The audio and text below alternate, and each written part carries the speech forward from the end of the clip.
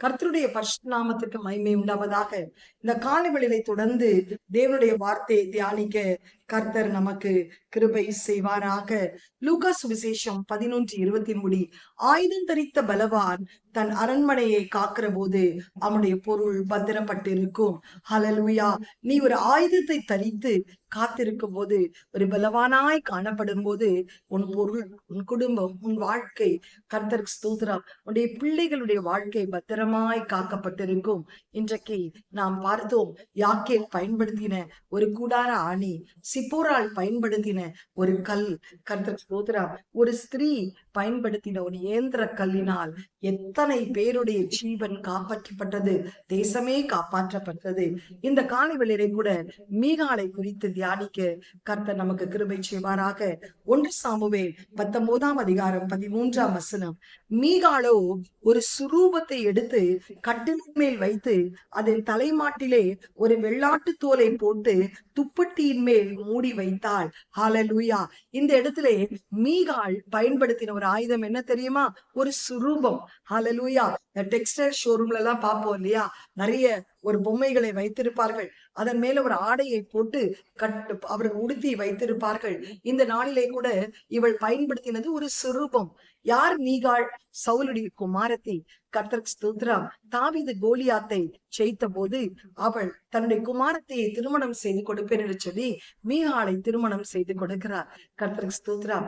ஆனால் தாவீது ஒவ்வொரு கட்டத்திலும் அந்த யுத்தத்திலே ஜெயம் எடுக்கிறதை பார்க்கும்போது சவுலுக்குள்ளே ஒரு காய்மகாரமான ஒரு கசப்பு உண்டாகிறது. அவனுக்குள்ளே ஒரு அசுத்தாவி உள்ளே வந்து அலக்கழிக்கிறது. இந்த அசுத்தாவி எதனால தெரியுமா வரும்? பொறாமையினாலே. ஒருத்தர் நல்லா வாழக்கூடாது, ஒருத்தர் நல்ல ஜெயத்தை எடுக்கக்கூடாது, ஒருத்தர் உயர்ந்த ஸ்தானத்திலே இருக்கக்கூடாது என்று மற்றவர்கள் பார்க்கும்போது பொறாமை வரும். பொறாமையோ என்றால் எலும்புருக்கி. பொறாமைக்கு முன்னிற்கத்தக்கவன் யார்? ஹல்லேலூயா. இன்றைக்கு எந்த ஆவியை நம்ம அலக்கழிக்க கூடாது. விசேஷமாய் இந்த பொறாமையின் ஆவி நமக்குள்ளே வரக்கூடாது. இந்த பொறாமையின் ஆவிதான் கொலை ஆவிக்கு நம்மை கொண்டு போய் நிறுத்திவிடும். காயின் மேல கர்த்தருக்கு ஸ்தோத்திரம், அந்த காயினுக்கு ஆபேலை கொலை செய்வதற்கு அவன் எத்தனை பண்ண காரணம் என்ன? பொறாமை.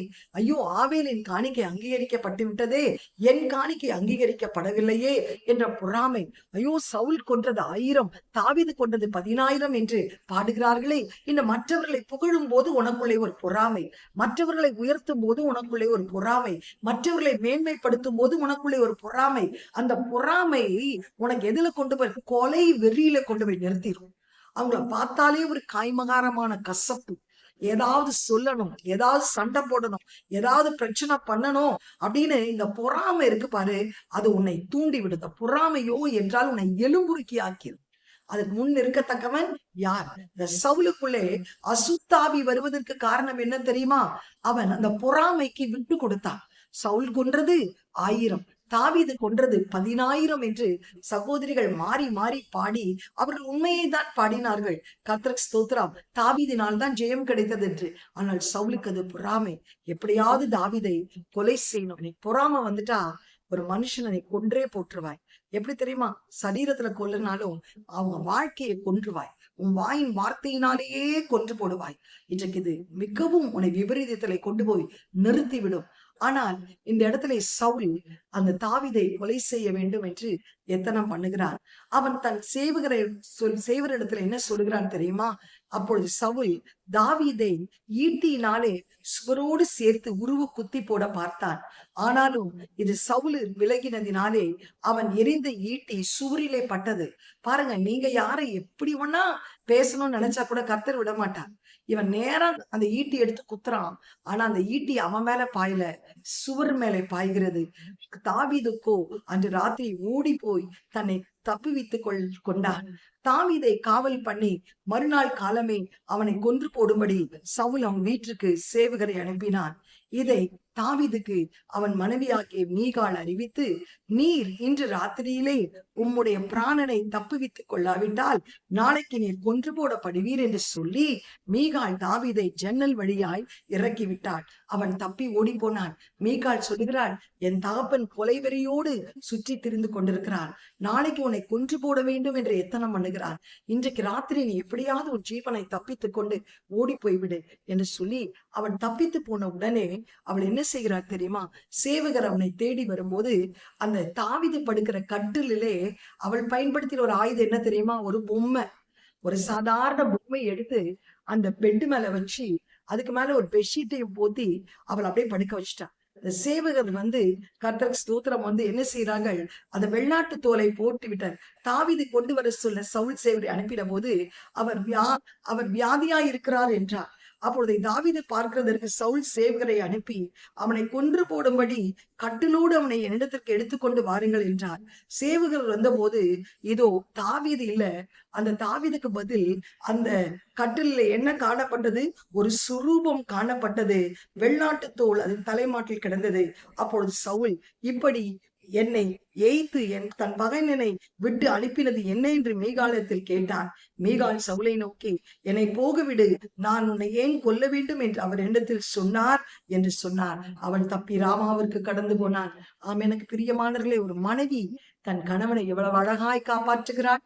ஒரு சுரூபத்தை வைத்து தன் தகப்பனிடத்திலிருந்து காப்பாற்றுகிறார். தகப்பன் எப்படி தன் புருஷனை கொன்று விடுவானோ என்று சொல்லி தகப்பனை வெளியேற்றி விட்டு, புருஷனை வெளியேற்றி விட்டு, அந்த புருஷன் படுத்திருக்கிற படுக்கையில ஒரு சுரூபத்தை வச்சு ஒரு வெள்ளாட்டு தோலை போத்தி வைத்தார். அவர்கள் அந்த படுக்கை அப்படியே எடுக்கும் போது பொம்மை கீழே விழுது. ஏன் இப்படி செய்தாய் என்று சொன்னார். என்னை கொன்று போடு, உன்னை கொன்று போடுவேன், என்னை தப்பு விடு என்று கணவர் சொன்னார். அதனால் தப்பு வித்தேன். அப்படி சொல்லவில்லை. அவள் உண்மையாகவே அந்த தாவீதை தன்னுடைய கணவனாய் இருக்கிறபடினால் தப்பு வித்தாள். இன்றைக்கு உன் கணவர் கூட பலவிதமான போராட்டத்திலே சிக்கி தவித்துக் கொண்டிருக்கிறாரா? ஒரு மனைவி ஸ்தானத்திலே நீ ஒரு ஆயுதத்தை எடுத்து உன் கணவனுடைய ஜீவன், உன் பிள்ளைகளுடைய ஜீவன், உன் கூட பிறந்தவருடைய ஜீவனை காப்பாற்ற கர்த்தர் உனக்குள்ளே வல்லமையாய் கிரியை செய்ய வல்லமை உள்ளவராய் இருக்கிறார். இன்னைக்கு அந்த இயேசுவின் நாமம், இயேசுவின் ரத்தம், துதி, அபிஷேகம், வசனம் என்ற பட்டயத்தினால் உன் குடும்பத்தை உன்னால் காக்க முடியும். ஒரு சுரூபத்தினால் ஒரு கணவனை காப்பாற்ற முடியுமானால் இன்றைக்கு தேவன் கொடுத்திருக்கிற தேவனுடைய சர்வாயுத வர்க்கமாக்கிய அந்த ஆயுதங்களினால் புதிய ஏற்பாட்டு சபை உன் கணவனை ஆத்மாவை உன்னால் ஏன் காப்பாற்ற முடியாது? உன் பிள்ளைகளுடைய ஆத்மாவை ஏன் உன்னால் காப்பாற்ற முடியாது? கர்த்தருக்கு ஸ்தோத்திரம். உன் குடும்பத்தாருடைய ஆத்மாவை உன்னால் ஏன் காப்பாற்ற முடியாது? இன்றைக்கு அந்த ஆயுத தரித்த பலவான் கர்த்தருக்கு ஸ்தோத்திரம் அந்த நீ இருப்பாயானால் உன் பொருள், உன் குடும்பம் காக்கப்பட்டிருக்கும். கண்களை மூடி ஜெபம் செய்வோம். எங்களை அதிகமாய் நேசிக்கிற நல்ல தகப்பனே, இந்த காலை வேளையிலே அப்பா, ஒரு ஆயுதம் தரித்த பலவான் அவன் தன்னுடைய பொருளை பத்திரமாய் காக்கிறான் என்று சொல்லி நாங்கள் பார்க்கிறோமே. யாக்கே ஒரு ஆணியினாலும், சிபோராள் ஒரு கல்லினாலும், ஒரு ஸ்திரீ ஏந்திரத்தினாலும் இன்றைக்கு மீகாள் தன் புருஷனுடைய ஜீவனை ஒரு சுரூபத்தை என்ற ஆயுதத்தை வைத்து காப்பாற்றினதை நாங்கள் பார்க்கிறோமே. இதை காட்டிலும் விலையேற பெற்ற ஆயுதங்கள் இயேசுவின் நாமம், இயேசுவின் ரத்தம், தேவனுடைய வசனம், துதி, ஆராதனை, அபிஷேகத்தினால் எங்கள் பிள்ளைகள் வழி விலகி போகாமல், எங்கள் கணவர் வழி விலகி போகாமல், துன்மார்க்க ஜீவியத்தை எங்கள் குடும்பம் செய்யாதபடி, சிதறி போகாதபடி நாங்கள் திறப்பிலே நின்று ஆண்டவரை காக்க நீர் அந்த ஆயுதம் தரித்த பலவான்களாய் நாங்கள் காணப்படும் போது ஆண்டவரே, எங்கள் குடும்பம் காக்கப்படுவதற்காக எந்த சத்துருடைய வல்லமைகளுக்குள்ளே கடந்து போகாதபடி, அந்நிய கிரியைகள் மேற்கொள்ளாதபடி காக்க எங்களுக்கு வல்லமையை தருகிறதற்காக ஸ்தோத்திரம். இயேசுவின் மூலம் ஜெபிக்கிறோம் நல்ல பிதாவே. ஆமென். God bless you. Have a blessed day. Amen.